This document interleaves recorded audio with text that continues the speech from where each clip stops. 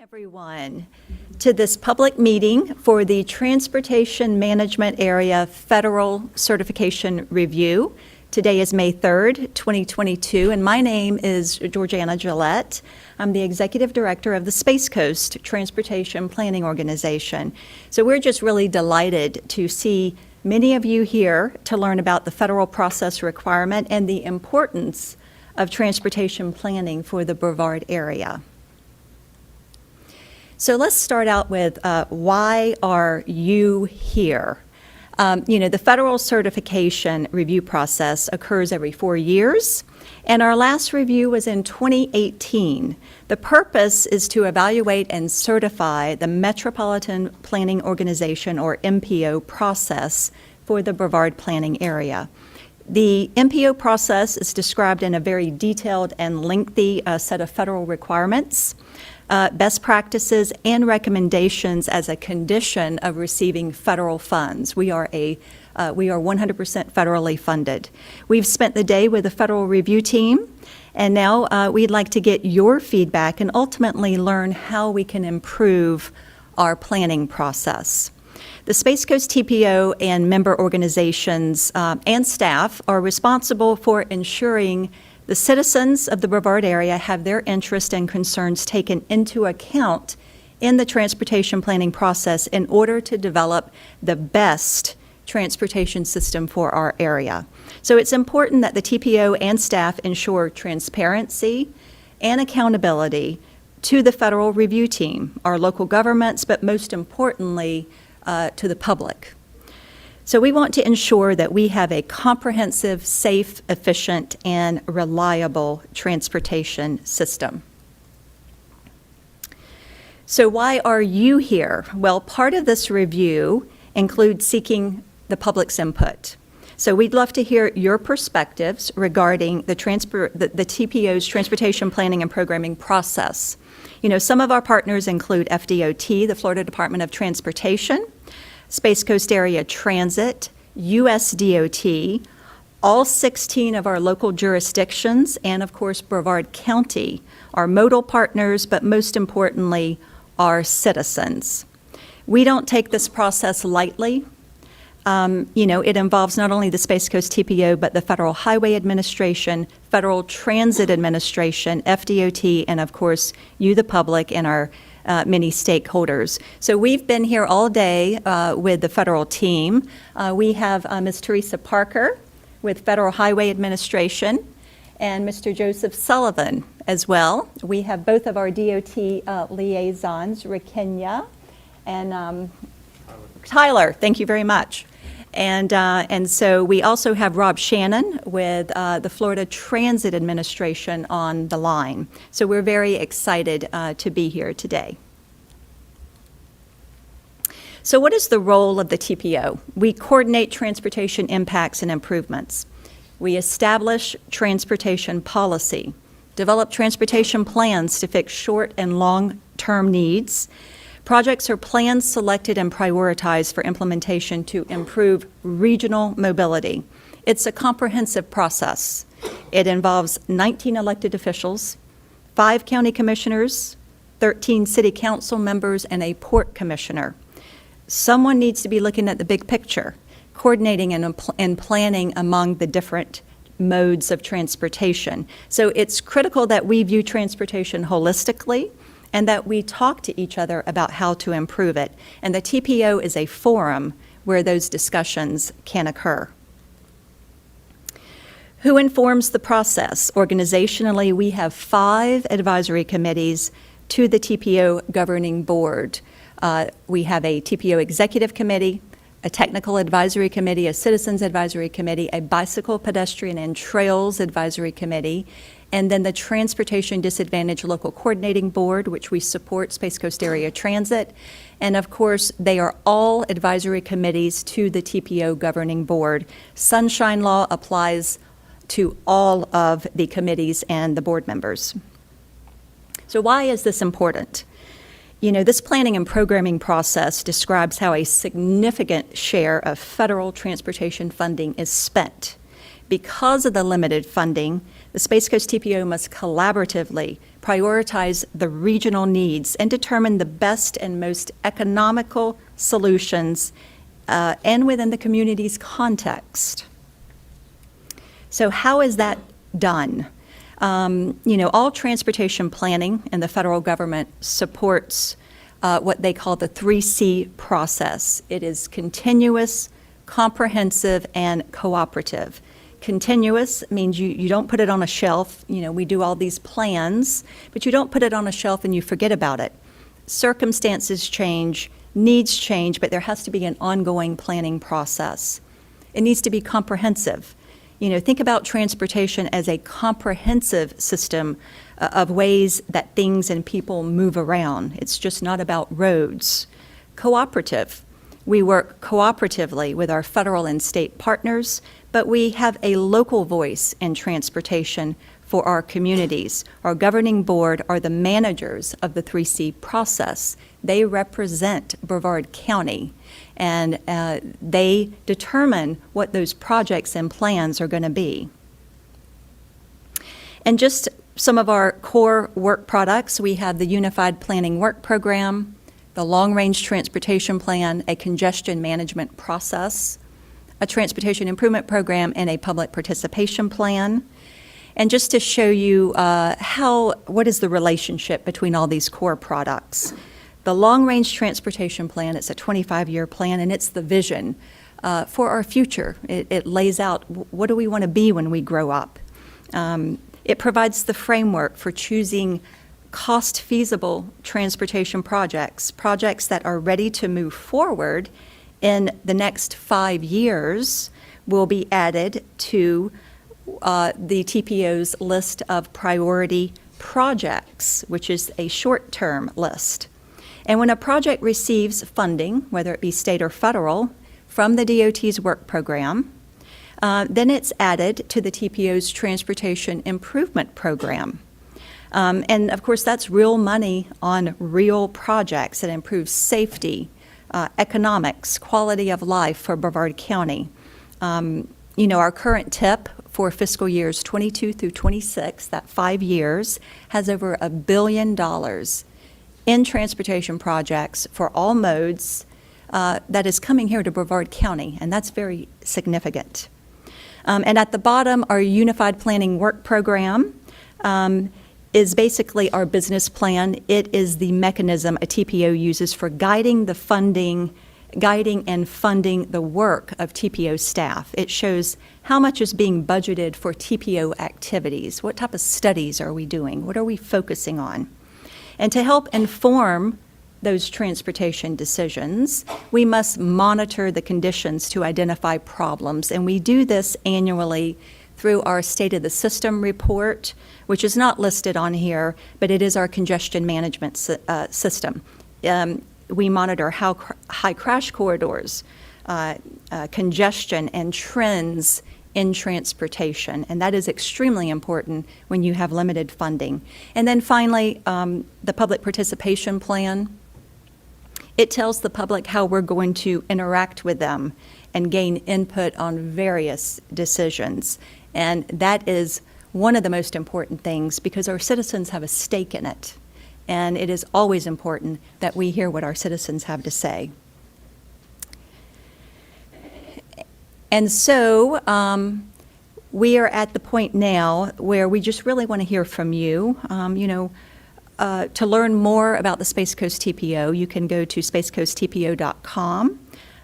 But what are some of the positive aspects of the TPO's transportation planning process, or what suggestions do you have for improving the TPO's transportation process, or do you have any questions regarding some of the things we've talked about, or just something that you're interested in? So at this time, I think what we'll do is do the speaker cards first and let you stand up, ask a question, and then Stephen, I guess we'll go to, this is being streamed on YouTube Live, and so there could be people that are putting in questions on the YouTube channel.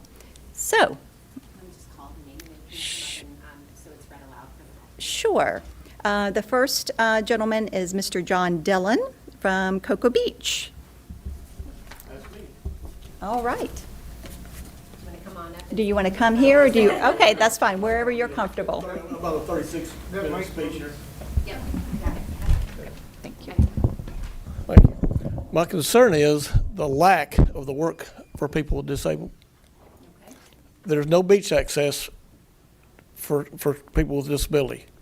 I've been working with the city of Cocoa Beach trying to get this improvement for this. I work with the state representative also. There's no law that states that you've got to follow the DOT or any of the codes or even the ADA laws for that.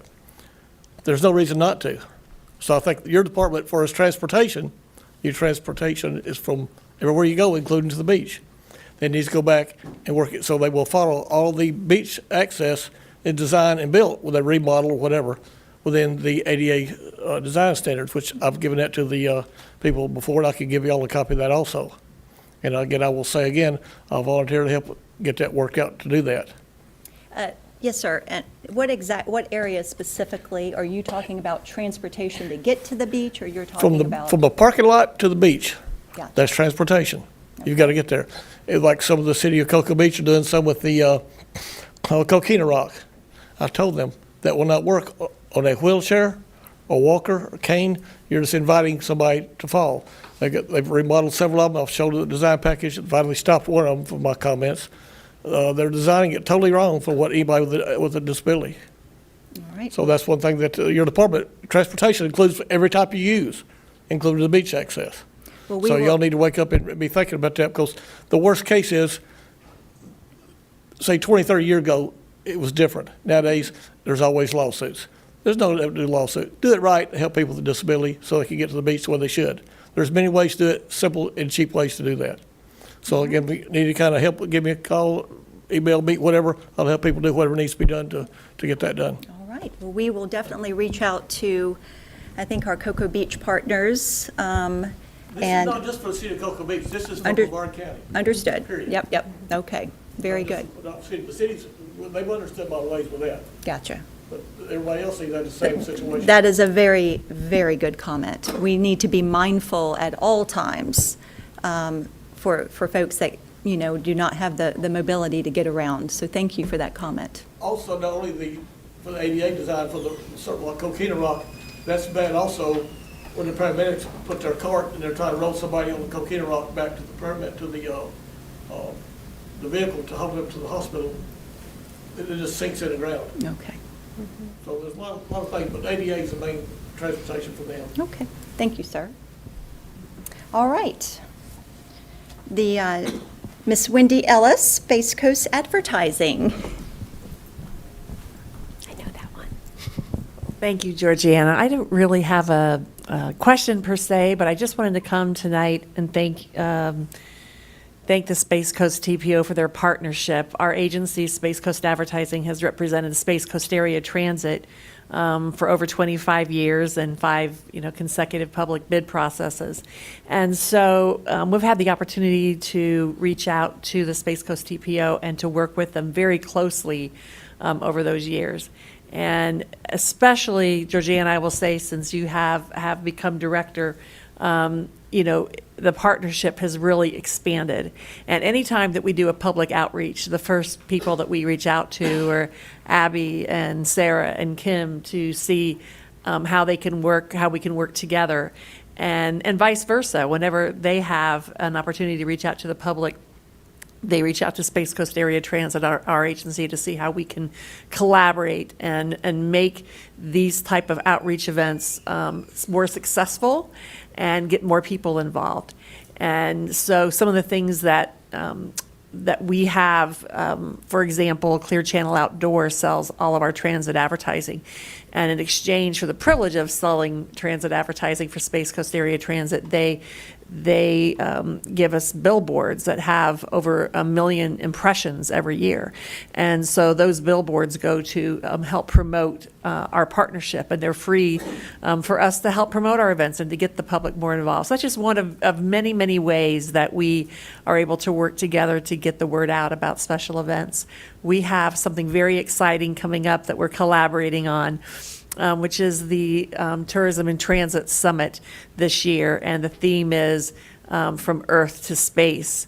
And Jane Pointer, who is the CEO and founder of Space Perspectives, which is a balloon, actually, that goes from Kennedy Space Center, the runway in Kennedy Space Center, to space and back again right here on the Space Coast will be the keynote speaker. So that's, we're having a trade show prior to the event, and I know that the TPO has a booth at our trade show, and so all of those guests will be coming through and getting the TPO's message. So just anytime we pick up the phone and call, your staff is there. So we're just here tonight to say thank you for your partnership and how excited we are to continue working with you, Georgiana, and your great staff. So thank you very much. Oh, thank you very much, Wendy. I really appreciate that comment.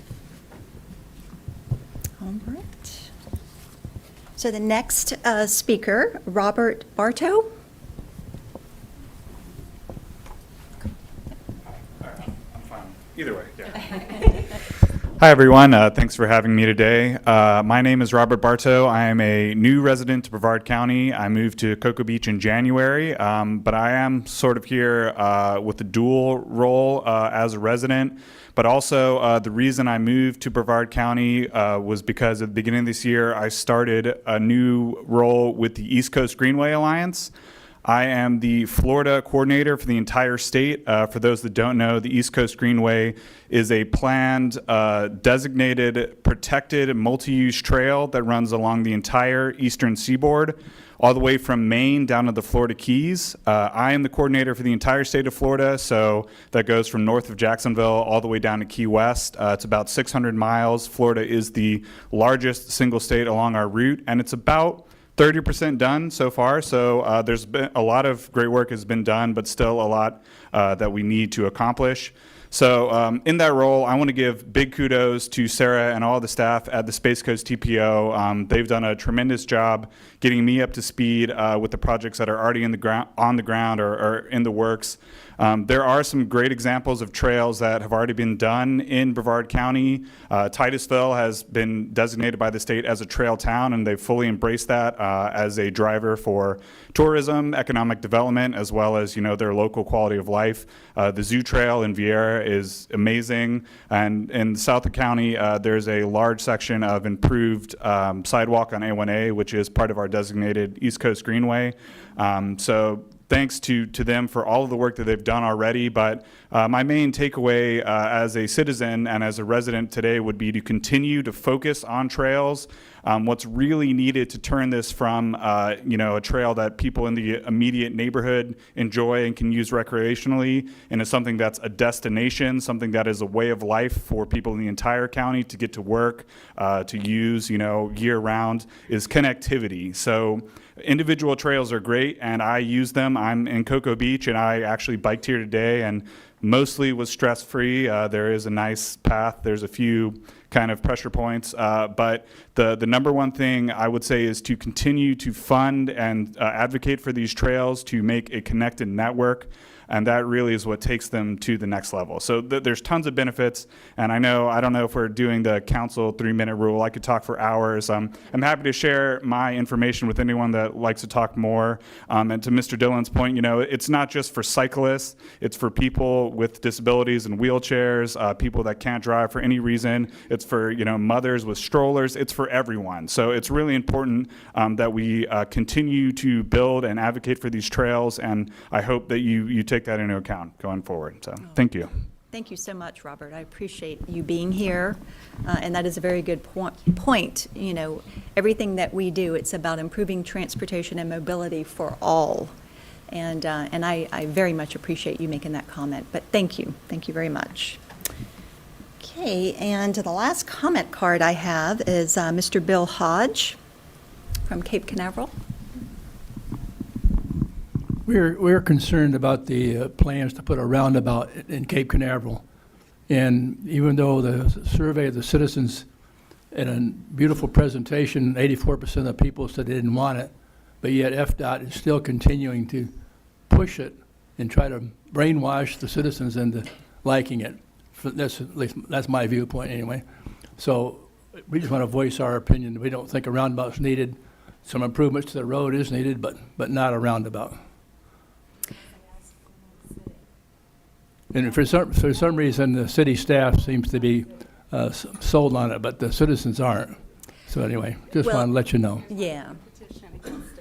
Well, I do appreciate your comments. I know that the DOT is planning to have some individual meetings with homeowners to, to maybe go into more detail and some of the concerns that may be out there that may not be completely understood. I think that might be an opportunity to do more one-on-one discussions.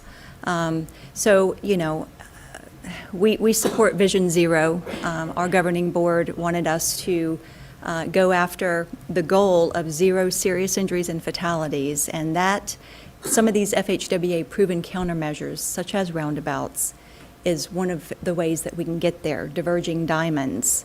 There's a lot of, most people, we don't like change.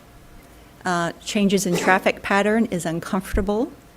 And I don't think anyone really likes that sort of change. But I would, just urge everyone when they do go around and start doing the one-on-one meetings, I think we just need to listen to each other and just try to get down to the facts.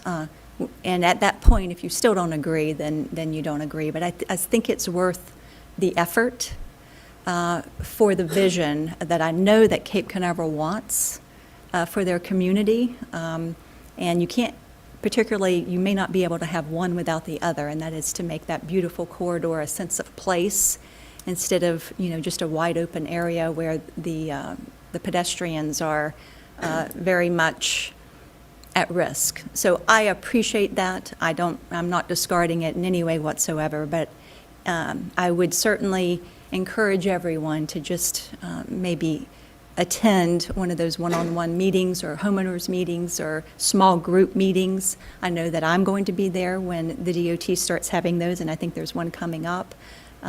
Would really appreciate that for the community if you would attend one of those meetings. But thank you for those comments. I'd like to speak to the same subject with him.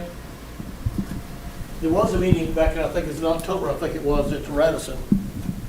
There was a meeting back in the Yes. Radisson, I think it was October last year. And talked to a lot of the DOT people, maybe these people were here, but I also went back and explained that that's nothing but a wreck coming. What's going to happen, and these people live here in Cocoa Beach, or Cape Canaveral, they'll say the same thing.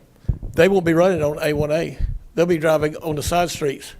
So there you got elder folks, you got disabled folks, and you got kids on the streets, because all the local folks, they're not going to be on that roundabout. They're going on the side streets. That puts a jeopardy on people's lives.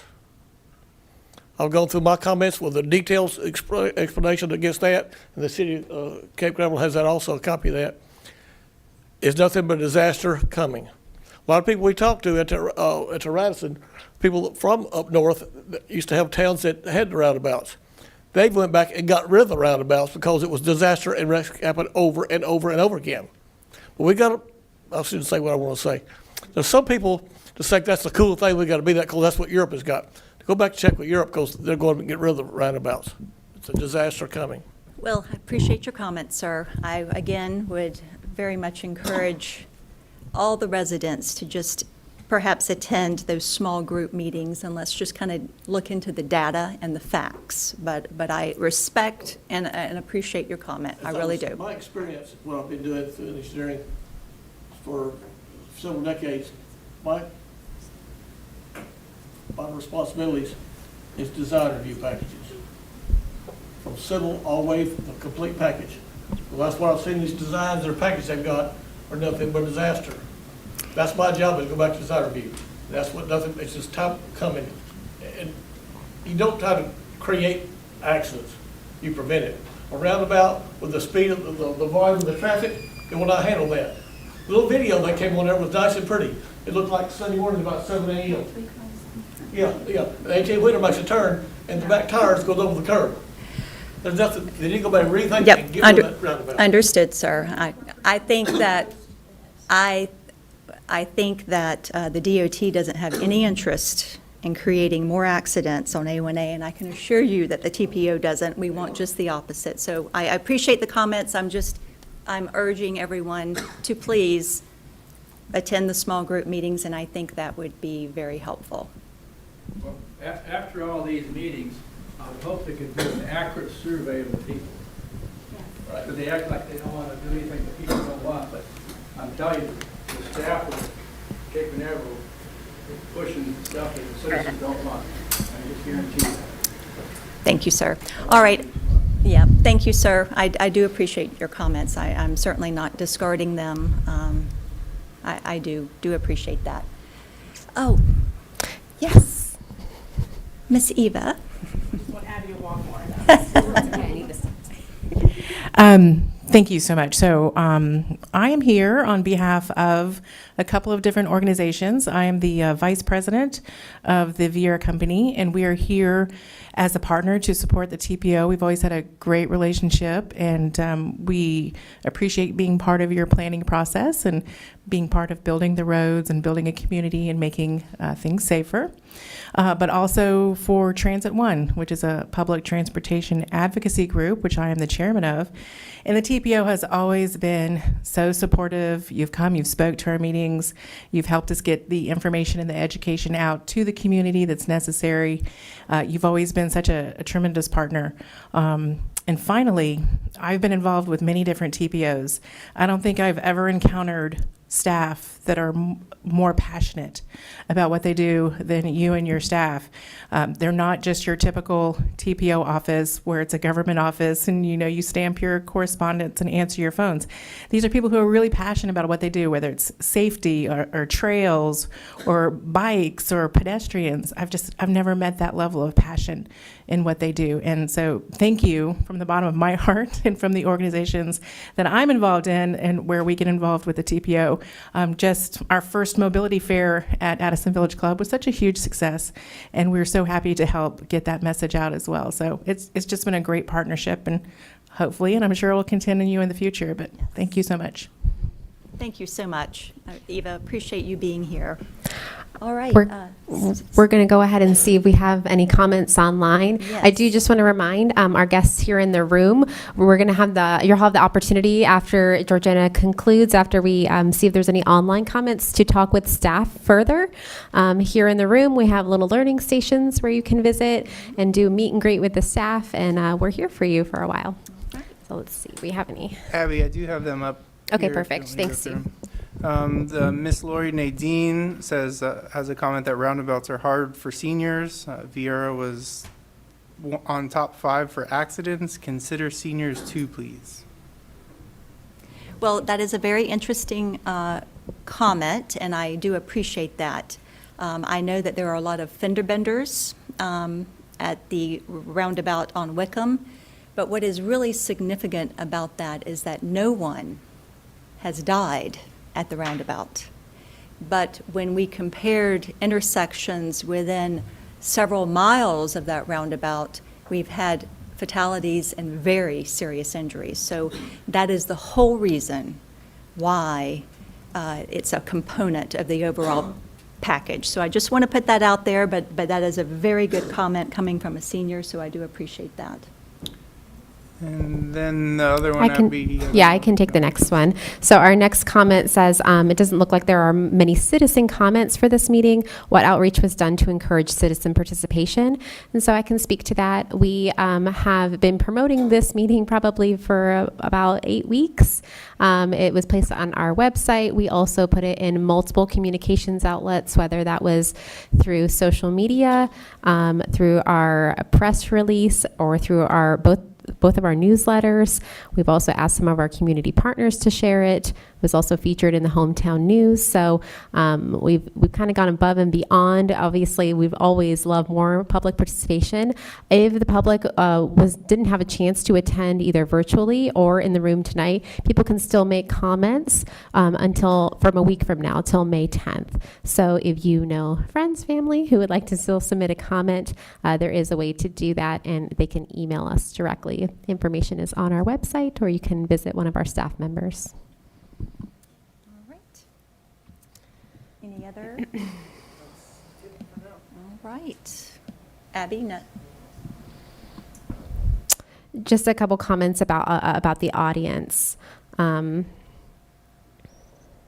And then the same citizen who had just asked me about the public outreach aspect, also wanted to just kudos to Mr. Dillon, I believe, for regarding what you had brought up about ADA compliancy, and then also the survey for the Cape Canaveral citizens again. All right. Well, very good. Well, thank you all very much. Are there any other comments in the room? We have stations. You can meet staff. I just, again, from the bottom of my heart, I really appreciate everyone being here, taking the time out of your busy day. And yes, ma'am. On this new traffic circle, is there statistics on this? Is there a deadline for us? Yes, and that is exactly what the DOT wants to come and talk about. They've been doing a lot of work, and they're going to have the facts that I think will really make a difference, perhaps, and you know, giving the citizen the information that they need to feel better about it, or at least it might spur some additional questions. So absolutely, there are additional roundabouts. They have some statistics, so they can show you various facts about that.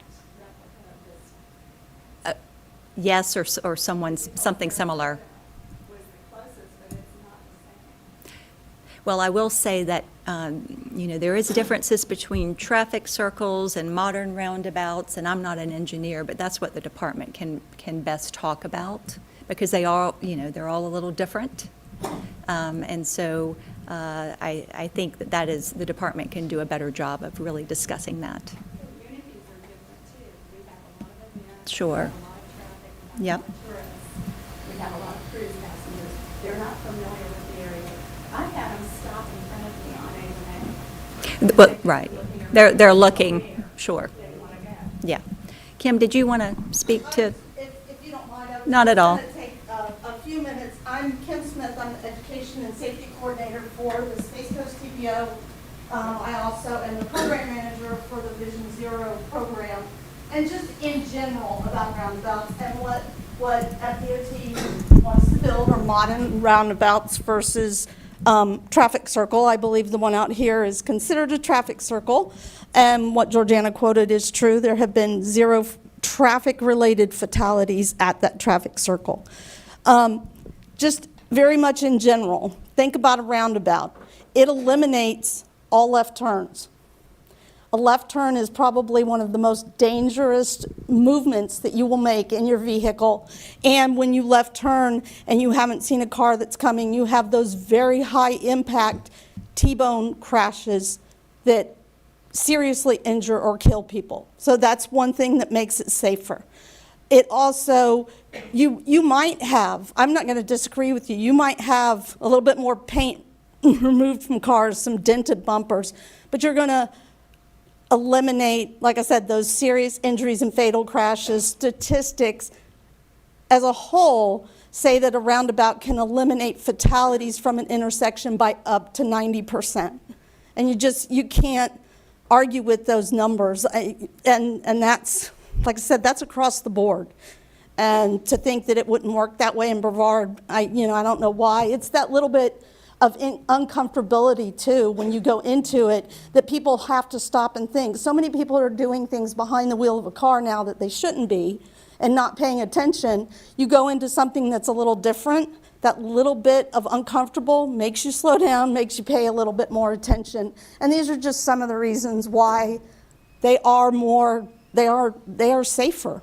And the DOT is really trying to get some in the ground so people can see that they can be safer and we can save more lives, which is what we want to do. What about the fuel trucks, the boats, the trailers, all the bigger vehicles that would have a hard time? Well, they do design them where they have that kind of traffic. They are designed, and there is a roundabout that is designed with what they call a mountable curb to the inside, so those bigger vehicles like transit, semis, those type of vehicles can get through there. And they actually are able to go over the curb a little bit. the roundabout is designed to take that for those type of vehicles. Yes, sir. Okay, but FDOT meetings that I've seen come to our city council meetings, they're not pushing the safety. They mention that, but what they're pushing is, that's the only way to slow down traffic. Right, exactly. And that's a big lie. Exactly, I mean, exactly. we Okay. have speed zones, we have speed bumps, there's all kinds of methods of speed. That's because the city wants to lower the speed limit to at least 35. They're saying the only way to do that is to use a roundabout. It's going to stop them. Now, if they wanted to push the safety issue, I might agree with them, but they're using that to be a bold-faced lie. Okay, well, I will tell you, I have plenty of roundabout brochures in my office. Anybody that wants to leave their name and address, I will send them. I can email you a video that will show you some of the things that I've talked about and give you a little bit more education on why FDOT wants to install roundabouts. You're still missing my point. No, I understand. Why do you have to have a roundabout to slow the traffic down? Do you understand? So it's that little bit of uncomfortability we talked about. If you design real wide traffic lanes and they're real flat, I'm not disagreeing it won't do the job. I'm just saying, why do you need it? They're acting like the only way to slow traffic down is to put a roundabout, and you're missing my point. So, sir, I appreciate that. I mean, there's no way Kim and I are going to change anyone's mind at this meeting. Again, what the DOT is saying, you can't put up a 30-mile-per-hour sign on a road and expect people to drive 30 miles per hour. But they do all over the world. No, they actually don't, unfortunately. They go, 35 miles. You don't see people driving 60 miles an hour. but they have a curb and gutter area. I have 11 years of police officer in Cocoa Beach, So, believe me. so again, we're, 50 miles an hour. I know, and I appreciate that, Kim. I know we're not going to change your minds, and certainly, it's not really a speed bump. Sure. It's more of a little table that they're talking Georgiana. about. So it's totally different. It's not a speed bump on A1A. So again, please, I would just encourage everyone is to just please attend one of the small group meetings so we can just sit down with DOT and ask those hard questions. You know, they're the engineers, but I think we need to be open and hear what each other is saying. That's all we can ask, right? Georgiana, I do just want to just need to say something really quickly here because we only have, there's a county commission meeting tonight and we only have 7 minutes left of our YouTube live. So I do want to make, just for the record, I do want to state a couple of comments that were made from Lori Nadine. We had a please conduct a survey in Palm Bay about the 2 proposed roundabouts on Malabar Road. I won't use them, but the side streets instead. I said thank you for your suggestion. We will pass this on to the project managers of those specific projects. And then we had another person called 𝐢𝐸𝐻𝐫𝐸 just wanted this record for the comment. The gentleman in the orange shirt seems to have a lot of opinions. Why is the moderator not encouraging him to speak up more? I do want to just note that we are being kind of generous here with our comments. For our speaker cards, it's supposed to be a total of 3 minutes, but we're trying to make this Yes. dialogue open. We have opened it up to everyone to say what you have to say. So most public meetings don't allow that. but we want to have this as a community conversation. So again, you will have the opportunity offline as well to talk with us. And this same individual just wanted it to be noted that there are better traffic circles than the Vieira example. How are the examples being shared of the better examples to educate the public on what is being considered so that we can develop more comfort with that, what it would be constructed in relation to traffic circles. So I just wanted those read aloud for the record. And for those folks online listening as well, we will be saving these comments. Yes. Yes, I'll also be I'll be putting Kim's email here in the chat as a safety resource for those here online. All right. Any comments from the Federal Review team or the DOT staff that's in the room? We good? All right. Well, my business cards are back there, as well as Kim's and all the whole team of TPO staff that's here. And we will be here for a little bit longer. And feel free to meet staff and go to the different stations that we have set up. And thank you again for being here. We really appreciate it. The opinions expressed by any member of the public during any period of public comment do not necessarily reflect the views or opinions of the Board of County Commissioners of Brevard County, Florida, Space Coast Government Television, or the program sponsor, and are solely those of the presenter. The Board of County Commissioners of Brevard County, Florida, Space Coast Government Television, and the program sponsor hereby expressly disclaim any and all responsibility or liability for any defamatory or slanderous statements expressed by any member of the public during any such period.